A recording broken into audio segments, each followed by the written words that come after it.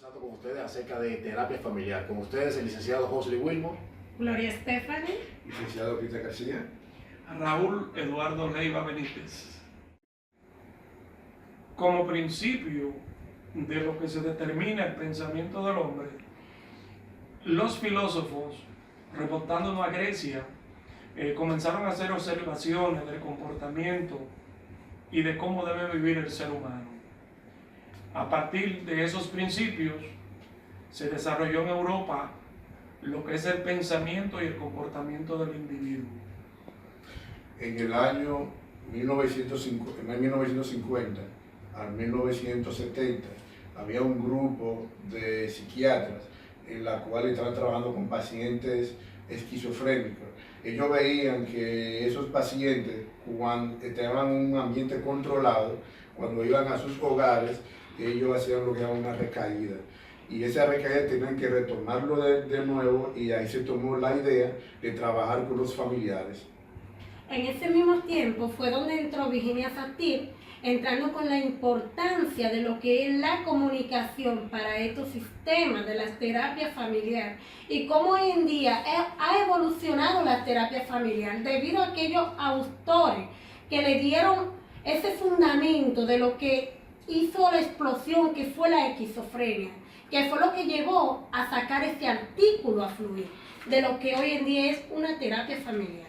pudiéramos bien decir que entonces le debemos realmente el nacimiento de la terapia familiar a este grupo de personas que se interesaron y partieron desde este punto de trabajar con esquizofrénicos, y más aún de poder abordar las familias para ver la dinámica que habría entre ellos. Es importante también que no podemos dejar de mencionar el grupo de Palo Alto, que fue el que más pudo pautar o más trascendió en este nacimiento o surgimiento de la terapia familiar sistémica. Entendiendo que de partida el asunto de que los psiquiatras principalmente que trataban a las personas con los síntomas, problemas mentales, hablando como dijo Gloria de la esquizofrenia, ellos entendieron que esa persona era un enfermo porque ellos parten del pensamiento de un médico que tratar una enfermedad.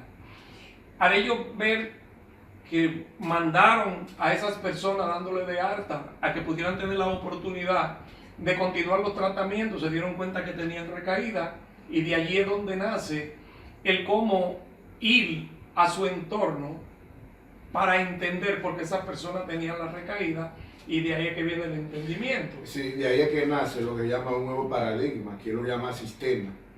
El sistema adicional, el sistema va a trabajar la dinámica familiar, no como a nivel, como lo estaban trabajando los psiquiatras, a nivel lineal, que era el paciente y síntomas.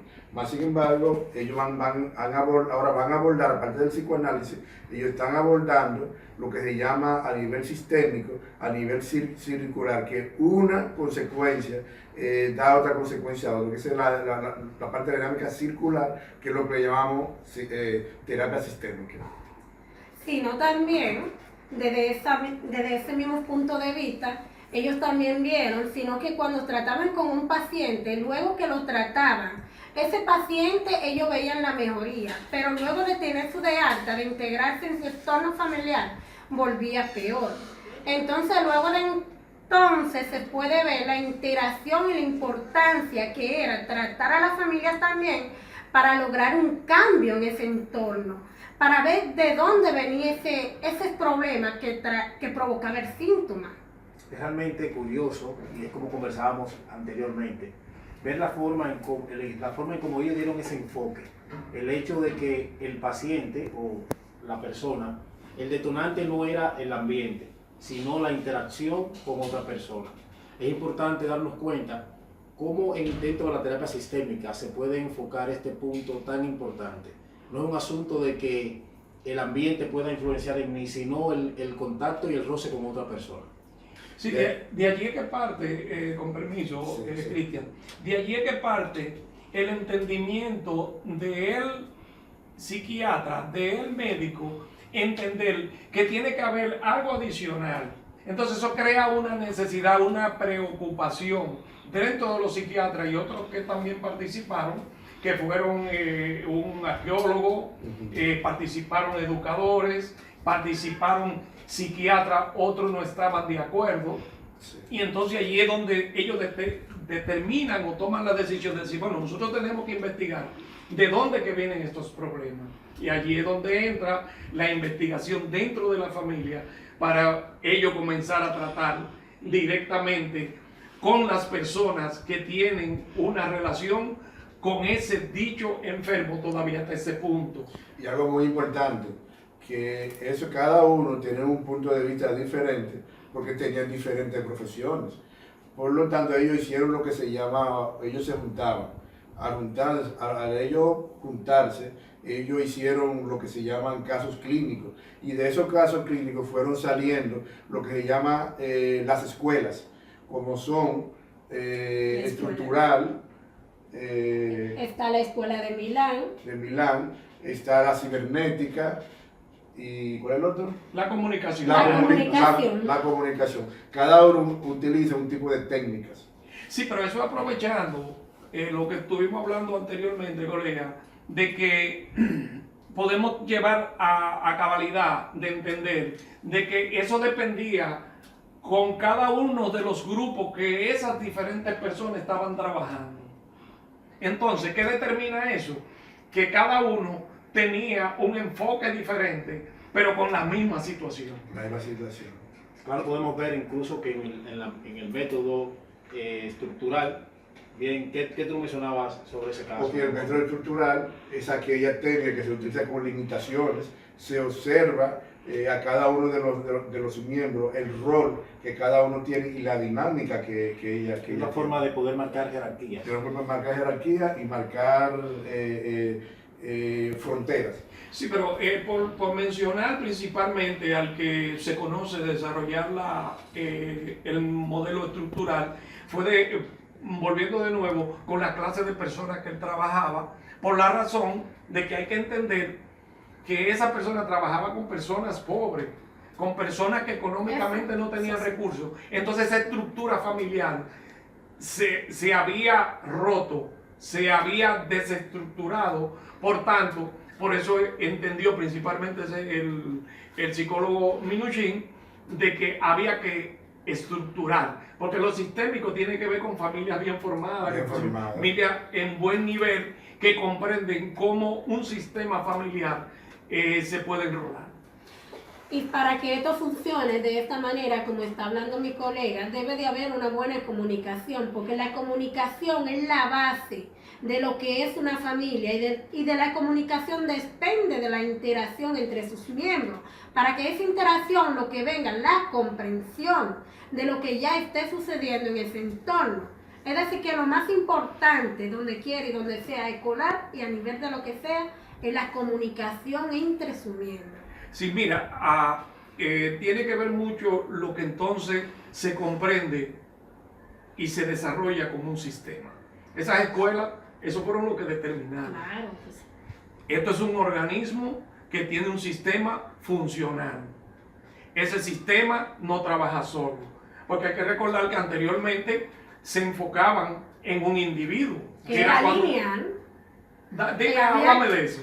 Bueno, en ese entonces, cuando se habla de lineal, era que en aquellos tiempos solamente se trataba a la persona que tenía el síntoma en sí, el que padecía esa conducta.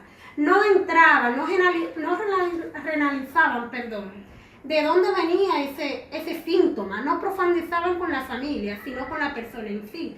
Ya luego vieron que estos síntomas también podían provenir de su entorno, que fue entonces donde surge la terapia familiar sistémica, porque entonces entra lo que es la familia.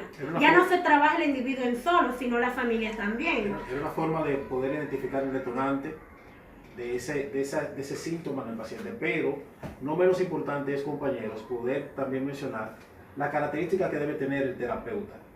¿Qué característica podemos nosotros puntualizar o mencionar que debe tener el terapeuta para poder enfrentar estas situaciones con los pacientes? Bueno, la parte cognitiva, lo emocional y la parte del paradigma.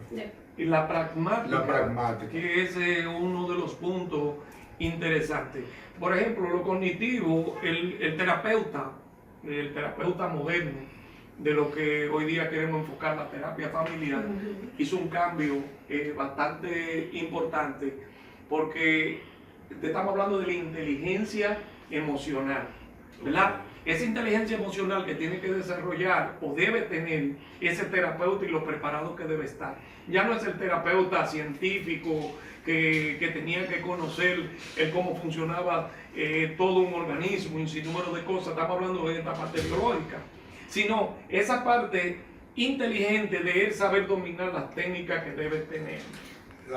La terapia sistémica moderna, aparte de trabajar la familia, también está enfocado en trabajar lo que es el entorno dentro de la sociedad, como son las organizaciones de trabajo, como son las escuelas, como son el vecino, los otros subtemas que vive dentro del entorno. O sea, que ha ampliado más, aparte de limitarse en un solo núcleo familiar. Lo que verdaderamente tiene que ver con lo que le llaman el ecosistema. El ecosistema. Que abarca todo el sistema social, por la cual el individuo tiene una relación directa con cada uno de esos, porque recuerdo haber darme cuenta de casos que tuvieron que ver con las escuelas de donde se encontraban ciertos estudiantes, y los problemas. En una de las historias llegó a contar que hasta la persona se suicidó simplemente por un relajo que se utilizó en la escuela. Entonces, ya ese joven que tenía esos síntomas y tenía esas situaciones tenía que ver no necesariamente con su casa, sino fuera, con lo que tú terminas de enfocar. En las escuelas, en los jóvenes, lo que hablan del bullying, los grupos, cuando son marginados, que son excluidos, todo eso va a nivel, ahí se trabaja a nivel sistémico, para ver una mejoría en ese niño o ese ciudadano. Y al mismo tiempo también partiendo de la importancia de la formación en el sistema familiar. Bien sabemos que estos primeros pasos o primeros fundamentos que tenemos como individuos en la familia repercuten mucho ya cuando crecemos, en nuestra edad adulta. Por ejemplo, estudiar la dinámica de cómo funcionan las cosas dentro de nuestra familia, con la relación con la madre, la relación con el padre, la relación con los hermanos. Es una manera que nos ayuda a proyectarnos ya de manera adulta. Excelente que haya tocado ese punto, Joshli, por la razón de que allí entramos dentro de lo que se llama las emociones, como las características que tiene que tener el psicólogo para detectar lo que tú acabas de decir, que el paso número 2 tiene que ver con la parte emocional, de cómo emocionalmente esas personas se relacionan, cómo emocionalmente. Y está la última parte, que es la pragmática, que es cuáles son los rituales, cuáles son las creencias que tiene esa familia. Cuando el terapeuta tiene esos conocimientos, puede llevar lo que le llaman la danza familiar de una manera mucho más clara para poder prestar las ayudas que necesitan los individuos dentro de ese mismo sistema. Sí, el terapeuta, ya dentro del ejercicio, debe tener una personalidad neutra dentro del grupo, y el abordaje que vaya a hacer no debe de ir dándole preferencia a uno ni al otro. No, exacto. Él debe tratar de primero visualizarse como fuera un miembro dentro de la familia sin alterar el funcionamiento dinámico de ella. Bueno, es decir, que no se puede identificar lo que es bueno o lo que es malo. Simplemente es como mantener una balanza y sobrellevar esa persona. O sea, que entra la integración terapéutica con la familia.